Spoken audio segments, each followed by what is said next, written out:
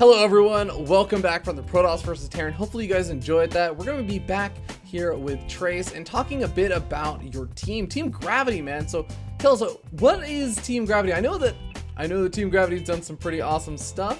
You guys have participated in various events. You guys run your own events. You guys actually have some pretty goddamn good players. Tell me a little bit more about Team Gravity. Well, I joined Team Gravity in December of 2013, so it's been quite a long time. Although I did leave, and then I came back a few months after that to join Solaris, but then Solaris went under. So then I returned back to my home. I really like the atmosphere on the team. The owner Beast, I'd say he's a really good owner. He's serious, definitely really serious when he needs to be, but every other time he's like really laid back, and it's really nice talking with him. And we have as you know, you've been a part of the Fight Night series. It's been going on for years now. I'm definitely a big fan of Beast as well. And I gotta say, actually, I'm trying to think of many other teams where the manager are also like a GM player, especially when it comes to Proxy 2 Rexing. Yeah. Beast used to stream, or Beast still actually streams like every day, quite a lot. He used to have a lot of viewers back in the Wings of Liberty days, but we have a few streamers on our team. Recently we got Semper, who just got featured, which is a big congratulations to him. He was in Challenger League. Yeah, we have some heavy hitters there, along with me and Demo, I would say. Do you guys actually end up doing a lot of teammate practice with each other? We don't really practice with each other, although I would, if I just asked, they would probably play with me, but I don't really ask them that much. I usually have just like 2 or 3 players I ask to practice, and then they'll usually like play with me if they're free or something. So if I do ladder, it's usually on Europe. I think my account is a top 100 GM. I haven't played on it in a while, but it's still good practice either way. So if I feel like laddering, I'll just play on that. And if I don't want to ladder, then I'll just do a custom game or something, or maybe I'll just play 2v2s for fun or something, you know? So what percentage of the time would you say your practice is ladder versus those kind of practice games with one of your friends? Maybe 80-20, I would say. So like 20% on ladder, like really minimal. It doesn't really matter if I ladder to me. I just need to make sure I get some decent games in regardless. And playing in a custom game is the easiest way to get good games in, because on ladder you might just get cheesed and lose in the first 5 minutes or something, and then you'll just get mad at yourself or something, and if you just play a custom game, you can just talk it over with whoever you're playing and say, if you even want to talk it over with them and say, let's do this, or just play a normal game or whatever. What would you say has been your biggest result in StarCraft? My biggest result would be winning the G1K SoCal LAN, and that was actually this year in January. A story behind that, I actually didn't practice that much for it. And I know some people might be angry hearing that, but I actually only played maybe a week and a half in advance. So I just played I think I was just playing like Counter-Strike before that. Like I was just like taking it easy, right? But I was like, oh yeah, this is coming up soon. I better start practicing now. And then I think I actually was playing pretty well. And as soon as I got there, I just played a few games. I beat somebody pretty good on ladder, like right before, like at the event. Like I was just practicing some ladder. I felt pretty confident. The only reason I won was because I didn't have to go through any Terran players. I only played Protoss and Zerg the whole way through, and I won every series but one. What was the reason behind that? Is that one of those, you move in with low expectations, so there's no stress and you just end up doing really well kind of things, or what? Actually, I think I told myself back then, I think I said I wanted to get at least 4th. I think at one point when I hit 3rd place, I was like, okay, let me get to at least 2nd now. I gotta always have that step up there. And then I hit that, and then I just won it. And I was really ecstatic about that. Really quickly, let's talk a bit more about your Protoss versus Protoss, because this is one of the matchups that you said, can't really be as adaptive in, at least in the early stage of the game. I know you can get a little bit more adaptive in the later stages. So how's your PvP going these days? Mostly I open with Blink Stalkers, like quite a bit. That's been pretty popular for over a year now. A lot of players like going Blink, and if they don't go Blink, it's usually just a Stargate. And then if they don't do that, then they're probably just expanding. There's pretty much like 3 basic things, and I'm not really counting the cheeses either, like the proxy 2-gate zealot or the stalker variant or any of those proxy versions. And I haven't really seen DTs that much. Like I don't use DTs that much, and I just haven't seen them in like high level play either. But normally I just go Blink Stalkers and I get the Robo, and then depending on what they're doing, if they open with like a Stargate or something, I try to pressure, but maybe if they expand, I'm pretty much forced to expand myself, because there isn't much I could do because they'll be able to get immortals out pretty quickly. So would you say you're feeling pretty comfortable with the matchup, or not quite as comfortable? I'd say that PvP, I played a lot more PvPs than other matchups. I think. Now I said I like to go for macro games in the other matchups. This is also true in PvP, but it's a lot easier to lose in PvP because it's like it's the same army versus the same army. Sometimes like you could just lose even if you have a better army. It all comes down to the concaves and the army spread. So even if you have a better army, like if you mess up the fighter, you move command or something, you're just toast. And if I think I'm in a good spot, I may just go, or I'll definitely expand, and then upon that, I will just I could either just two base all in. Like I'm pretty good at executing those two base all ins. Like usually it would be, let's just say if I expanded with Blink and I have a Robo, I might make a few immortals and then I'll have a Forge going. So at the very least, I'll have a +1 attack, and hopefully it's ideally it should be done like by the time I execute an all in. But usually I would go for maybe I try to fake like my 4th gas geyser. So I hope hopefully they see it and I'm mining it, but maybe I'll pull out some probes and I won't be mining as much. And then I'll just make 7 gates and I'll just go attack them. And a lot of players like don't really expect it. Like it's just really uncommon, but I've actually beaten a lot of good players with that. Well, if you had to describe yourself as having one strength and one weakness in the matchup, what would those two things be? I would say maybe multitasking in as my strength. If I open like Blink Stalkers, if they try to like send a probe out or something, like I'm always going to be on it. I always have like the major pathways checked, and I always have the Watchtower. If you don't have the Watchtower, that may be a factor in you losing. You never know, so you always got to have it. And always like even if you have Blink Stalkers and they're getting more obsolete as the game goes on, I try to like get as much done as I can with them. My weakness in PvP is probably I wouldn't say like army control, but sometimes I might like panic or something if I'm not ready with my army yet, and I might just screw up on my own just because of like the bad timing or whatever. Even though like I'm like managing my base and everything, my economy and all that very well, like sometimes my army might not be already pre-spread out in a good spot. So I guess that would be my weakness. Well, I'm looking forward to seeing your Protoss versus Protoss. Ladies and gentlemen, do not go anywhere. We'll be right back.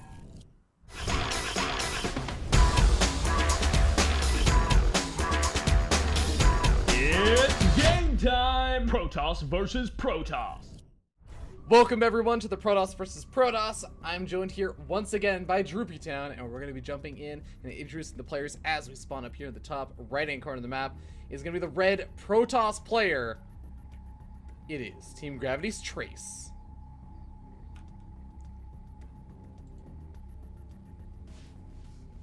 All right, and on the bottom left is going to be, well, pretty famous Protoss player here.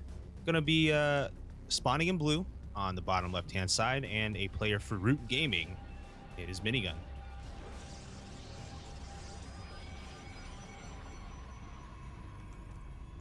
Minigun is definitely one of those players, as I think you just kind of mentioned it, one of those players that definitely stands out as very, very good player.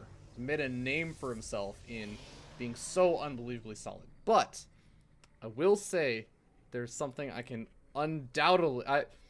I'm really hoping that I just don't get completely proven wrong when I say this, because this happens to me a lot when I say something definitely about a player, and they're like, oh, I'm like, oh, you know, this player plays really macro-oriented, they never really cheese, they never take risks, and then that game they're like, okay, time to proxy Stargate or something. But Minigun is definitely one of those players that really, really, you can almost always assuredly watch him and say, he's probably going to try and play it toward the late game. He's going to try and play it macro-oriented. PvP is a little bit harder to do that sometimes, but for the most part, he's going to be that safe player that I'm expecting. Like, I'm just going to call it now.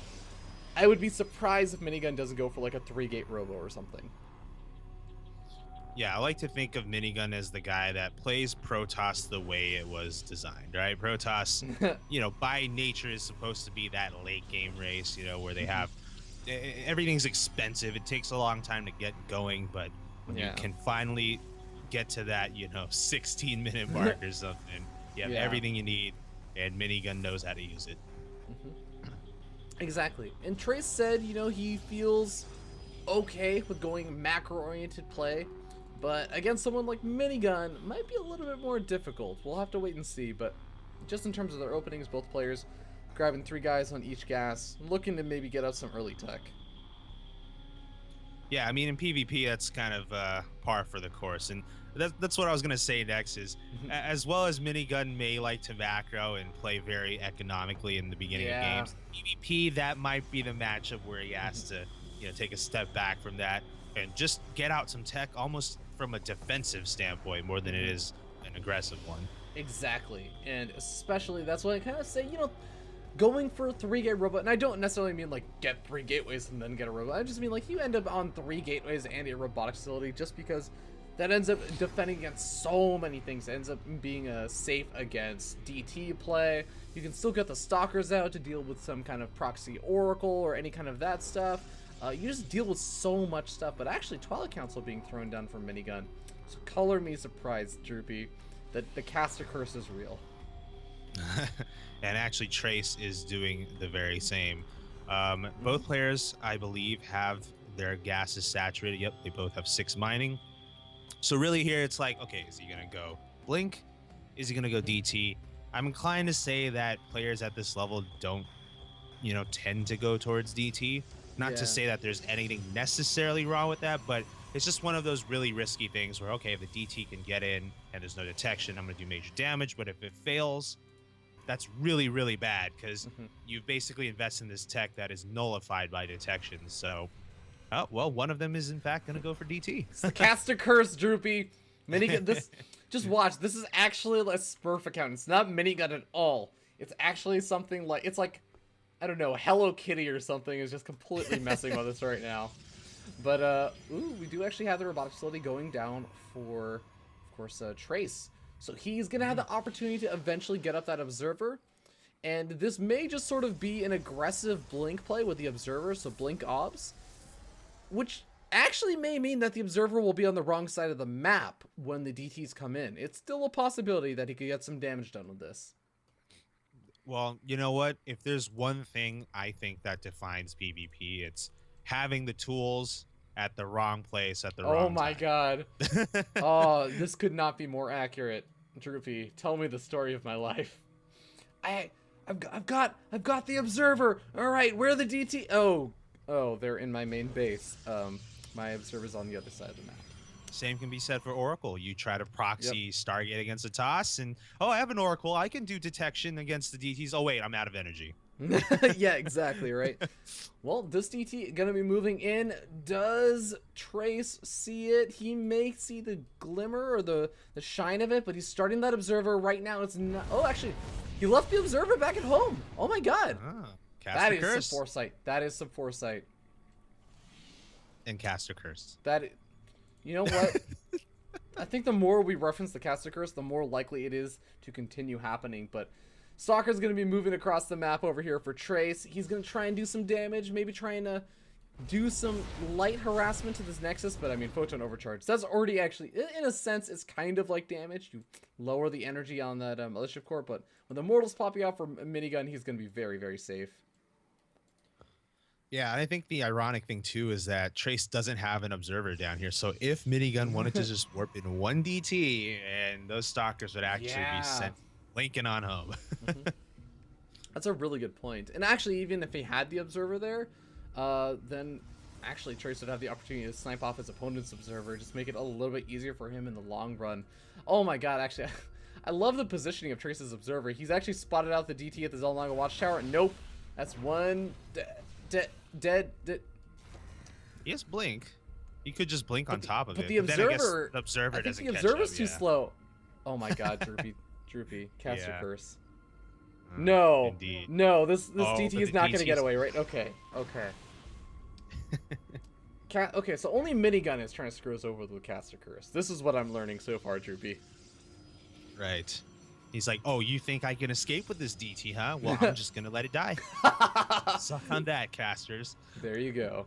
But look at how many immortals Minigun's actually getting up right now. And I want to note, I don't think he's actually throwing down the robotics bay yet either. I mean, Trace is going for his robotics bay, but Minigun's just making observers, he's making immortals. He's just getting more beefy gateway army units.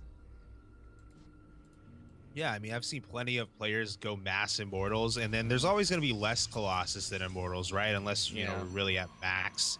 And so, at that point, Immortals have been pretty good because they're very resilient to those Colossus rays due to their armor. And then they just sort of gang up on the Colossi pretty quick. That could play out here. Or maybe not because of Caster Curse. Of course, because of the Caster Curse. Oh god, Stalkers taking some heavy hit shots from those Immortals. And Caster Curse or not, Immortals in pairs of 3, and by pairs of 3 I mean triplets of 3, they are absolutely going to wreck any Stalkers that even try and get near them. So I don't know how much more Trace can really do outside of just kind of trying to tag the Xenolaga Watchtowers, keeping these units from really moving out too far. But for now, Robotics Play finished up for both these players. They're starting the Colossus production, but again, Immortal lead going to Minigun. Yeah, it's really neck and neck for the most part. Of course, 3 is like 50% more than 2, but it's still early. It's still hard to tell right now who's really ahead. I think Trace has a few more Stalkers. Yeah. Minigun is leading in the probe count. I will say this: neither player has taken their 3rd. We are going to see Colossus now, the X factor, I suppose, for Trace, start making its appearance. Indeed. Couple more gateways being added on as well for Trace, so he's looking to maybe gear up, get some of those Archons out as well. Thermal Lance, of course, on the way as well. So I'm not expecting either of these players to be trying to force an engagement until after they've taken the 3rds. They have a couple Colossus out, +2 weapons, Thermal Lance. Actually, you know what, Droopy? It's going to that late game. It's going to that place where, as you said, maybe Dustin Browder and David Kim are kind of smiling with glee. They're like, oh my god, look at all these high-tech, devastating Doomsday units that are coming out. We're going to see War of the Worlds, man. Yeah, and a heavy commitment to Robo in particular. I mean, you know, when we talk about high-tech TOS units, that obviously includes Sky as well, but nah, both players are sticking to their guns here. Double Robo facilities right now for both of them. We're about to see an engagement over here at this 3rd of Minigun. And Trace has quite a few more units here than Minigun does. I don't know if Minigun just doesn't have his whole army here, or if it's just that much smaller, but Trace, not going to commit, though, just yet. Yeah. A little bit scary over there. I would actually almost say for Trace, even if he had a smaller army, there were a couple sentries mixed in over here from Minigun. And yeah, you could say like, well, the Colossus will crush the Force Fields. Yeah, but when your opponent has 3 Immortals, you really don't want that Colossus to be busy walking into the Immortals, taking all the shots. I mean, they'll get murdered instantaneously. So it could be a little bit scary, even if the Force Fields manage to go down over there. Yeah, oh, and Guardian Shield too, right? That would just add +2 to everything. And yeah, I think Minigun would definitely be favored in that scenario. So you're right. There is a sentry factor there for sure. Yeah. Oh, we have a Zealot run by here on the 3rd of Trace. It's gotten how many kills to it? Just 1. Not a lot. So Trace managing that well. You might have been confused because Droopy said Zealot. Well, actually, no. The plural of Zealot is still Zealot, right? Zealots? No. I don't think Zealots is Zealots the plural of Zealot? Yeah, it is. Droopy, am I completely full of is. shit? Oh my god. It is. There goes it's that. definitely Zealots. There goes that joke. Woo! That joke went terribly, but you know what isn't going terribly? The Zealot harassment. Look at this. Oh my god, he's gonna take out this pylon. Good job, Trace. All right, we successfully transitioned away from my failures, Droopy. But let's reference it some more. All if right. you don't mind. Of course. We'll move very soon. that Minigun will cast a curse us again. So. Well, that one zealot, okay, because we do have to specify the number when we say zealot without Apparently. an S. Did die to those stalkers as they're roaming around the center of the map, and both players still not looking to do that big engagement. Both are kind of still hesitant right now, and just, you know, they're happy to sit back and get some more units out. Oh, but Trace, yeah, just maybe a little too active with these stalkers here in the map control, leading to their deaths. Yeah, stalker count's actually completely evened up now. 2 stalkers are 2 stalkers. We got small little bits of harassment, single zealot here, a single zealot there, kind of moving around, being annoying. Even Colossus counts as well, but one thing I will say that is going in Trace's favor is the fact that he's starting to get those Archons out, and those Archons, they take a lot of damage in those big engagements. And not only that, but you look at how many Zealots these 2 players are making. The Charge Zealots, I mean, we got 20 out for Trace right now, which are actually a lot of them dealing with that 4th expansion, but Those Archons, they'll do a lot of damage to the Zealots, so Zealots take extra damage from them. Yep. And you know, the one thing that's so easy about these mirror matches to cast is you can just pull up that units tab. You can literally see these directly comparable differences between the two players and their army compositions. But another thing to look at too is upgrades.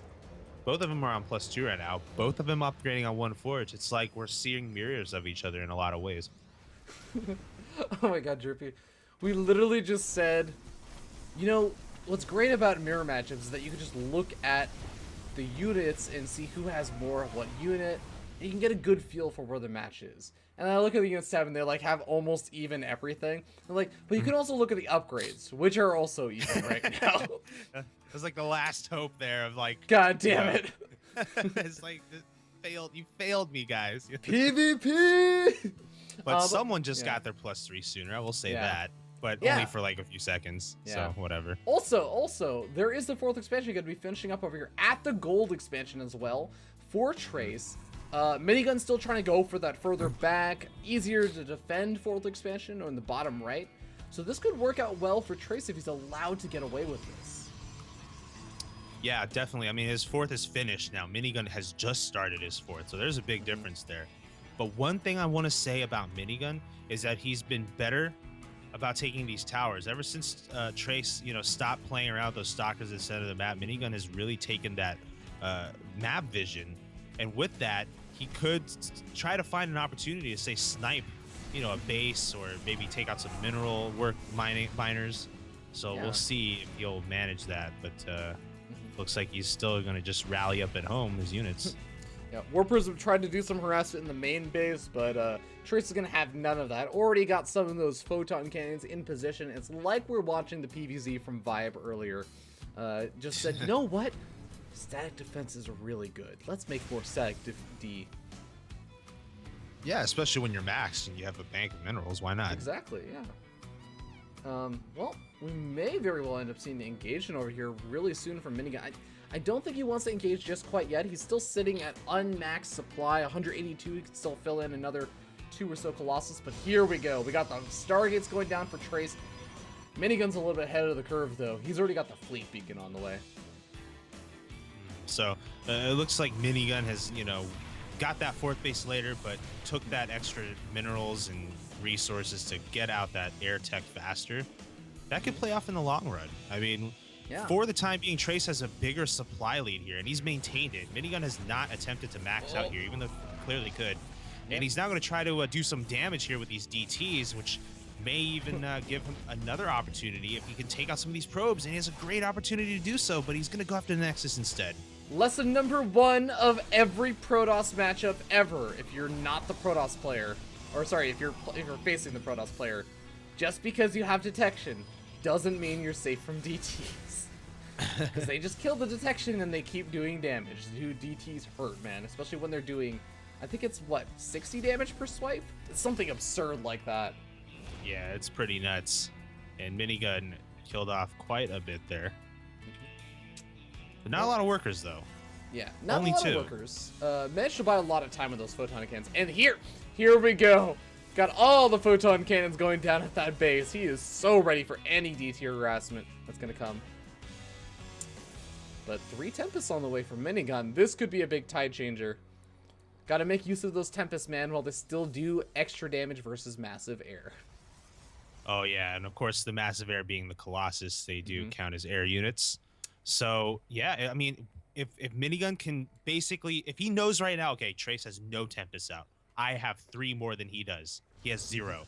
I would just go immediately and start attacking. Those Tempests will make a huge difference right off the bat. Yeah, Minigun even taking out some of his own supply, freeing it up, trying to make room for some more Tempests. And actually, he wants to go up to that money number where he can start one-shotting his opponent's Colossus. If he can get over there and do it before Trace realizes what's going on, he could actually just take the engagement pretty handily. Yeah, and Trace, he's got his Stargates finished, but no Fleet Beacon. His Fleet Beacon hasn't... Yeah. It's done. It's done, Okay. but he's not making Tempest yet. Now he is. Oh, but is it a little bit too late? He's in an interesting position is the only way I can describe it, because I don't know if it's good or bad, but he's got a lot of Archons. We'll see what damage he can do. Great Time Warp coming out from Trace. Oh, that's a lot of Archons, and those are actually enough to keep these Tempests away.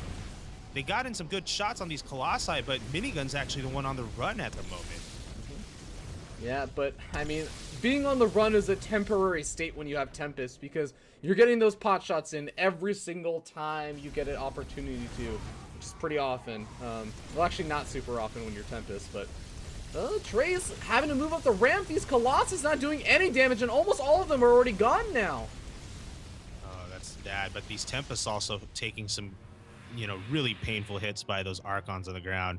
And Minigun needs to keep them alive because, you know, Trace is finally starting to make Tempests of his own. And if Minigun loses more of these Tempests, he won't have the advantage any longer. But he definitely has the advantage on the ground, though, with the Colossi. And now he is going to push forward and forcing Trace to back off until he at least gets some more Tempests out. Oh, man, this gold expansion is going to be in a lot of trouble. I like the fact that Trace has knocked down those Drunkable Rocks between the gold and his natural expansion, so we can start to move in for another angle. Photon Cannon's going to be helping out with the defense, but not for long. It looks like Minigun wants to back up, take it to a bit of a more favorable engagement angle where, you know, those Archons are going to have to walk through the choke, and I think it's a pretty good decision. A lot of patient play out of Minigun here. Yeah, positioning for toss is so key. Everyone likes to say A move, but when you have units that take up this much space in Archons and need a lot of surface area, you have to play the positioning right and then make sure your Tempests are in the right place as well. Looks like so far, just a lot of trading. Yeah, it doesn't matter how tall those Colossus are, those legs will never be long enough to walk over another Colossus. So, gotta be very careful about that. Minigun warping in some reinforcing Zealots, trying to take some of the damage. A lot of the other reinforcing units for Minigun, including those Tempests, have been taken out. There's only a single Tempest left around. I actually think that, oh my god, is Trace starting to make some damage? Is he starting to push on through? Well, the Colossus here obviously are doing a lot of work here for Minigun, but the Tempests, oh my god, are so resilient. They're staying alive. Staying alive. Oh my god. These Immortals are the lifesavers of Trace. He actually managed to even that up, and the Tempest, as you were saying, also 3 kills on these Tempests, 2 kills on another Tempest. These are Colossus kills. This is not Zealot or Pro kills. These are not doing 50 minerals worth of damage. These are doing 200 gas, 300 minerals worth of damage in each one of these kills. These are juicy kills. Oh my god, that DT warping. Oh, that DT warping. That's a lot of DTs for Archons, but that's a lot. That's a lot. Man, if Trace were only a little bit more like me, he would use those DTs and just go right-click a Nexus somewhere. But this is why Trace is much better than I am. That's a very risky play. He's just going to be making him into Archons. Well, you know, despite all the craziness that's been going on, both players are still pretty even. I mean, 139 supply to 134 from Trace. 64 to 60 probes. Trace is a little ahead in every aspect. He's got a few more probes, a few more supply overall. He's got +2 shield, whereas Minigun doesn't. He's only on +1. But, you know, not the biggest differences, I guess. But I will say that shield upgrade could change things in a big battle. Especially when you're talking about how many Archons these guys have been making. I mean, it seriously does help out a good bit. A lot of Archons around from Minigun as well, but Minigun, the one that's really cranking out those Tempests 3 at a time. You have to remember how many Stargates he actually had, and that does mean that he's going to be able to get ahead on the Tempest count once again. Can Trace actually make that same kind of magic happen that he made happen in the last engagements? Yeah, I don't know why Trace has stopped making Tempest here. That, you know, the Tempests are actually what made him hold Minigun's advance there at the very end there. I mean, he had 2 more Tempests than, well, I mean, Minigun had 0. And then, of course, a mass amount of Colossus eventually just died because of Tempest and then Immortals on the ground. Yeah. At the same time, though, like, a late game PvP, I actually wouldn't describe it as a science. I would describe it almost as kind of an art. Just because no Protoss player really makes the exact same late game army in PvP. Some players Yeah. like to get a couple more Archons, some players like to get a couple more Colossus, some players like to mix in the Charge Zealots, some players go 0 Charge Zealots as we end up seeing these Charge Zealots kill, Trace killing off a couple of his own Charge Zealots in replacement for more Colossus. So it kind of really depends on what each player wants to make, and I think it's, I don't know, like maybe just having more Archons is the right answer. It really depends on the kind of engagement angle you take. I think you talked about that a good bit earlier, how important those engagement angles are. Well, Trace tried to take an angle with those Tempests, but he's actually outnumbered as far as the air units go, so he needed to back off there. Now we're going to see both players just get some shots off each other. Nice pick off on the Colossus by Minigun right here, just really unloading with those Tempests on what Trace has. But boy, Minigun is about to lose 3 Colossus in a row. 3 of them are red health. Oh my god, all the Archons, for the most part, have been cleaned up. All the Gateway units have been cleaned up, but it looks like some reinforcing units come in for Trace. They mess with the Colossus AI, and Trace is gonna take a very, very good engagement over here. He kills off all of Minigun's Colossus, and there's only the Tempests left over. The Tempests are gonna get taken out. Trace even has more Tempests. GG gets called, and Minigun gonna be tapping out. Trace taking the PvP. Wow. Those battles take a lot of guts. I have to say that. Oh my god. They're draining to watch, Droopy. I don't even know how these two players play them over and over and over again. I would just be like, oh my god, is this have I not lost or won yet? Are you serious? I have to go remake that entire army again? Oh my god. A lot of just resilience, man. If you can outlast Minigun in a late game situation, that's saying something. Yeah, for sure. And you know what? One thing I think that shield in the end really paid off for shield Trace. upgrades. I think it really did.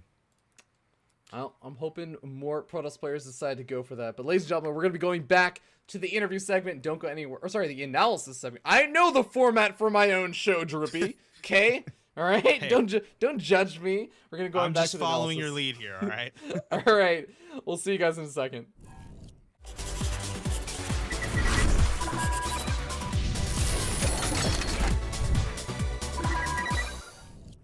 Hope you guys enjoyed that Protoss versus Protoss. I'm back here with Trace for the analysis segment, and let's talk a little bit about that last battle, man. What happened there? Okay, so they go into the battle. I'll slow it down.